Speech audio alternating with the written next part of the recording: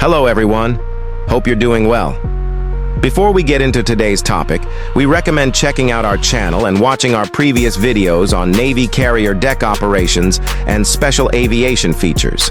They'll give you even more background to make this video even more rewarding. Please make sure to subscribe our channel, even like and share our videos with your friends. Now, let's talk about what you're going to see today. If you want to truly understand the Navy carrier deck, not just what it is, but its complete story from the very first one in history to the massive high-tech giants sailing today, you're in the right place. In this video, you'll get the full breakdown. What a carrier deck is, why it was created, who uses it, how it works, and why it's one of the most powerful symbols of naval strength. We'll explore its advantages, its challenges, and take you inside to see how this floating airbase operates. This is a golden opportunity to see the carrier deck in context, from history to modern warfare, with details you won't find in short clips. Stay until the end, and you'll see the carrier deck like never before. Purpose of the Navy carrier deck, why it was made, its role in naval warfare. The Navy carrier deck was born out of one simple idea: take the power of an airfield and put it anywhere in the world. In the early 20th century, military leaders realized that air power could decide battles, but airfields on land were fixed and predictable. The solution? A mobile runway at sea. The purpose of the carrier deck is to project air power without relying on foreign bases. From the deck, fighters, bombers, and surveillance aircraft can launch and land in the middle of the ocean, striking targets hundreds of miles away or defending fleets far from home. In wartime, this means control of the skies wherever the carrier sails. In peacetime, it's a show of force, a way to deter aggression before it starts. And in humanitarian missions, carriers deliver aid, evacuations, and medical support to disaster zones faster than almost any other platform. Simply put, the carrier deck turns a ship into a self-contained airbase. It's a combination of mobility, flexibility, and reach that no other single military platform can match. Let's move on to Section 3, Users of Carrier Decks, which nations operate them, and their strategic use. Today, only a select group of nations operate Navy carrier decks, and each uses them as a statement of both military capability and national ambition. The United States leads the way, with the largest and most advanced fleet of nuclear-powered carriers, designed to operate anywhere on the globe. The United Kingdom, France, China, and Russia also maintain carriers, each tailored to their own strategic needs. India and Japan are expanding their capabilities, while countries like Italy, Spain, and Brazil operate smaller carriers for regional defense and rapid response. For these nations, carrier decks serve more than just wartime roles. They are tools of diplomacy, deterrence, and global influence. A carrier group arriving in a region can reassure allies, pressure adversaries, or respond instantly to crises. Operating a carrier deck is a sign of serious naval power, and it comes with significant commitments in technology, manpower, and budget. Not every Navy can afford one, and even fewer can operate them effectively. That's why, in the world of modern defense, the list of carrier deck operators is small, but each name on it carries weight in global security. The biggest advantage of a Navy carrier deck is mobility. Unlike land-based airfields, a carrier can move anywhere in the world's oceans, placing air power exactly where it's needed, without waiting for access to foreign bases. This mobility fuels the second advantage: power projection. A carrier deck allows a nation to send fighter jets, bombers, and surveillance aircraft deep into contested areas, even thousands of miles from home shores. It's a way of saying, we can operate here, on our terms. Then comes flexibility. Carrier decks aren't just for combat. They can switch roles quickly, from launching airstrikes to providing humanitarian aid to supporting disaster relief. Medical facilities, helicopters, and transport planes can be brought directly to crisis zones. A carrier deck also acts as a command and control hub, coordinating entire naval task forces. It's a floating headquarters, airbase, and logistics center all in one. Finally, carriers project a psychological advantage. Their presence alone can deter aggression, reassure allies, and shift the balance in regional disputes, sometimes without firing a single shot. In short, the carrier deck is unmatched in reach, adaptability, and influence on the high seas. For all their power, Navy carrier decks come with serious drawbacks. The first is cost. Building a modern supercarrier can exceed $10 billion, and that's before adding the price of its aircraft, escort ships, and annual operating expenses. Only the wealthiest nations can afford them. Then there's vulnerability. Despite advanced defenses, carriers are large, high-value targets. Modern anti-ship missiles, submarines, and long-range drones have made it more dangerous for carriers to operate close to hostile shores. Protecting them requires an entire fleet of escorts, destroyers, cruisers, and submarines. Maintenance is another challenge. A carrier is a floating city with complex systems that must operate flawlessly. Keeping the deck, engines, electronics, and aircraft in top condition takes thousands of skilled personnel and constant upkeep. Finally, carriers require long deployment cycles.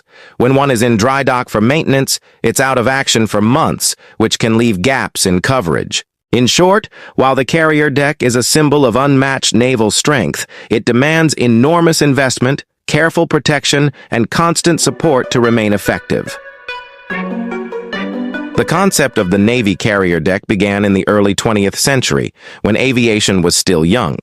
Military strategists quickly saw the potential of combining aircraft with naval power. The challenge was simple: how to launch and recover planes at sea. The first experiments came from the British Royal Navy. In 1910, they modified ships with short wooden platforms for aircraft takeoffs. Landings were still impossible. Pilots had to ditch in the water near the ship, but the idea worked. By World War I, innovation accelerated. In 1917, the British launched HMS Furious, the first warship designed specifically to operate aircraft. It featured a forward flight deck for takeoffs and later a rear deck for landings. This marked the birth of the true aircraft carrier. Other nations, including Japan and the United States, quickly adopted and improved the concept. The interwar years saw rapid experimentation with deck design, arresting wires, and catapults, innovations that would define carrier operations for decades. From these early trials, the carrier deck evolved from a risky experiment into a revolutionary weapon of naval warfare. The honor of the first true Navy carrier deck belongs to HMS Argus of the British Royal Navy. Launched in 1918, Argus was a converted ocean liner transformed into a fully flat-decked aircraft carrier, the first of its kind in the world. Unlike earlier designs with partial flight decks, Argus featured a full-length runway from bow to stern, allowing aircraft to take off and land without obstruction. This breakthrough solved one of the biggest challenges in carrier aviation: safe recovery of planes at sea. Her impact was immediate. Although Argus saw limited combat before the end of World War I, she proved the concept of a flat-deck carrier. Lessons learned from her operations directly influenced the design of the next generation of carriers in Britain, Japan, and the United States. Argus also introduced innovations like arresting gear to slow landing aircraft and deck markings for navigation, features still found on modern carriers today. The success of this pioneer ship marked the beginning of a naval revolution, shifting the balance of sea power from battleships to carriers, a trend that would define the 20th century. From the modest HMS Argus in 1918 to the towering nuclear-powered supercarriers of today, the Navy carrier deck has undergone a century of transformation. In the interwar years, carriers grew larger, faster, and more specialized. Nations experimented with angled flight decks, allowing aircraft to land and launch simultaneously, a design perfected in the 1950s. World War II was the true proving ground, with carriers dominating battles in the Pacific. The success of these operations proved that naval air power could decide the outcome of wars. Post-war, jet aircraft demanded stronger decks and powerful catapult systems. The introduction of steam catapults and later electromagnetic launch systems enabled carriers to handle heavier, faster planes. Nuclear propulsion, first used on the USS Enterprise in 1961, gave carriers unmatched endurance, allowing them to operate for decades without refueling. Today's carrier decks are vast, high-tech platforms capable of launching dozens of aircraft missions daily, coordinating fleet operations, and projecting power anywhere on the globe. From wood and steel to advanced composites and digital systems, the evolution of the carrier deck reflects the changing face of warfare, always adapting to stay at the forefront of naval dominance. Stepping onto a Navy carrier deck is like walking into a city built for flight. The most visible feature is the flight deck, a massive, flat expanse that serves as both runway and staging area. Marked with colored lines and symbols, it's divided into launch zones, landing areas, and parking spots for aircraft. Beneath the flight deck is the hangar bay, where aircraft are stored, maintained, and armed. Massive elevators move planes between the hangar and the deck in seconds. On one side stands the island, the tower-like superstructure that houses the bridge for ship navigation and the flight control center for managing air operations.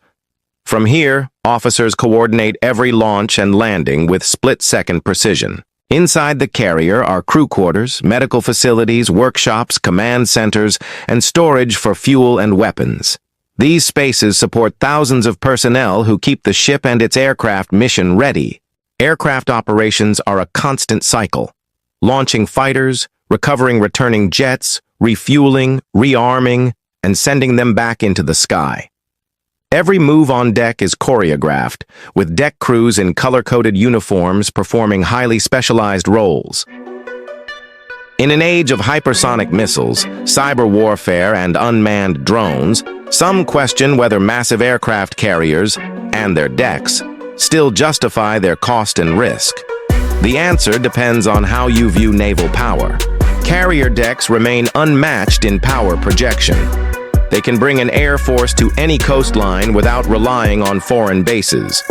In conflicts, they serve as both sword and shield, launching strikes, providing air defense, and supporting ground forces. However, they are expensive to build and maintain, and in high-tech warfare, they can be targeted by long-range precision weapons. This has pushed navies to invest in stronger defenses, stealthier designs, and integration with drones and advanced aircraft.